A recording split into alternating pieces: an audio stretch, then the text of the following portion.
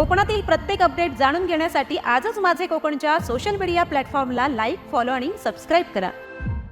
सावंतवाडी नगरपालिकेच्या निवडणुकीत भारतीय जनता पक्षाने दणदणीत यश संपादन करत आपली निर्विवाद सत्ता प्रस्थापित केली आहे। एकूण 20 जागांपैकी 11 जागांवर कमळ फुललं असून या विजयामुळे सावंतवाडीच्या राजकीय पटलावर मोठी उलथापालथ झाल्याचं पाहायला मिळत आहे। भाजपच्या अधिकृत उमेदवार श्रद्धाराजे भोसले यांनी नगराध्यक्षपदाच्या चुरशीच्या निवडणुकीत तब्बल 900हून अधिक मतांच्या मताधिक्यानं विजय मिळवत विरोधकांवर मात केली आहे। या सार्वत्रिक निवडणुकीत उपमुख्यमंत्री एकनाथ शिंदे यांच्या नेतृत्वाखालील शिवसेनेला केवळ 7 जागांवरच समाधान मानावं लागलंय, तर दुसरीकडे उद्धव बाळासाहेब ठाकरे पक्ष आणि काँग्रेस पक्षाला प्रत्येकी केवळ 1 जागा खिशात घालता आली आहे। माजी मंत्री दीपक केसरकर यांच्या बालेकिल्ल्याला या अनपेक्षित निकालामुळे मोठा धक्का बसलाय। विजयानंतर कार्यकर्त्यांनी सावंतवाडी शहरात गुलालाची उधळण करत प्रचंड जल्लोष साजरा केला। या निकालामुळे भविष्यात कोकणातील राजकीय समीकरणे पूर्णपणे बदलणार असल्याचे संकेत मिळत आहेत। या ठिकाणी टार्गेट करण्यापेक्षा आमच्या इथे आम्ही देवाला मानतो आणि जनतेला मानतो। विशाल परब सारखा एक तरुण कार्यकर्ता जर आमदारकीला उभा राहिला आणि त्या ठिकाणी चुकीच्या प्रकारे मतदान झालं, लोकांना मी दोष देत नाही, पण चुकीच्या व्यक्तीला निवडून दिलं आणि त्याचं फळ आपल्याला 1 वर्ष भोगावं लागलं। मागील 20 वर्षात आमदार असून सुद्धा साधं हॉस्पिटल डेव्हलपमेंट काहीच नाहीये। मी केव्हा टीका टिप्पणी करत नाही, परंतु आजही दीपक भाईंनी किंवा असंख्य काही मंडळी त्यांच्यासोबत जे असतात त्यांनी विचार करण्याची गरज आहे की नवीन तरुणांना आपण संधी देणं काळाची गरज आहे। सावंतवाडीच्या जनतेने नाही तर वेंगुर्ल्याच्या जनतेने सुद्धा या ठिकाणी भारतीय जनता पार्टीला ताकद दिली आहे। याच्यावरनं समजतंय की इथे स्थानिक आमदार कोण असू शकतो ही जनता ठरवू शकते। तुम्ही स्वबळावर गांधी सांगायची काय? 2029 ची वाट बघायची गरज नाही आहे। या ठिकाणी आजपासून भारतीय जनता पार्टी कामाला लागलेली आहे। तुम्ही स्वबळावर निवडणुका दोन्ही ठिकाणी लढवल्या आणि विजय प्राप्त केला। महाराष्ट्रातलं हे सगळ्यात मोठं उदाहरण सावंतवाडीचं आहे।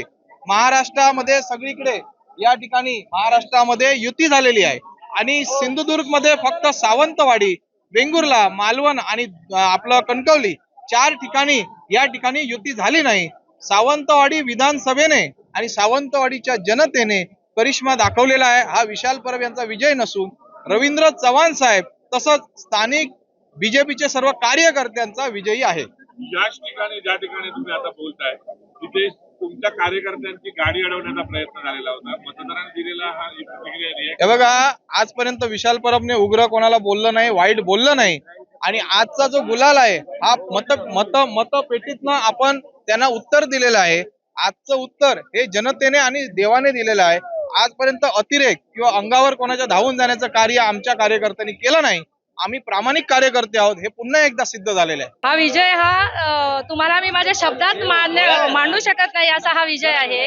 कारण खरं तर आज विरोधकांनी टीका केलेली की सावंतवाडीच्या तलावात बिल्डिंगी उभ्या राहणार आहेत, पण त्या सावंतवाडीच्या तलावात आज कमळ फुललंय आणि ह्या कमळाचा स्वीकार इथल्या भव्य जनतेने केलाय। इथल्या देव उपरलकर श्रीदेव पाटेकरांनी केलाय आणि ह्या सगळ्या वोटर्सने आपल्याला आज बहुमतांनी विजयी करून दाखवून दिलंय की इथे खरोखरच जो 20 वर्षापासून त्या रखडलेला जी कामं आहेत, जी हॉस्पिटलची कामं म्हणा, तुम्ही बस स्टँडची कामं म्हणा किंवा इथे रोजगाराचे मार्ग उपलब्ध नाहीयेत, इथले आमदार गेली 20 वर्ष निवडून येऊन सुद्धा काहीच करू शकत नाहीत। कुठेतरी जनता कंटाळली आहे आणि कुठेतरी जनता हा नवीन विकास, ह्या नवीन उभयतांच्या जोड्यातून किंवा आज नवीन आपली सगळेच उमेदवार युवक आहेत आणि त्या युवकांमधून त्यांना कुठेतरी एक विकासाची नांदी दिसते। हे या सगळ्या निवडणुकीच्या निकालातून सिद्ध होत आहे आणि मी इथल्या सगळ्या लोकांचे माझ्या मालवणी भाषेतच मी माझ्या लोकांचे आभार मानू इच्छित आहे। कारण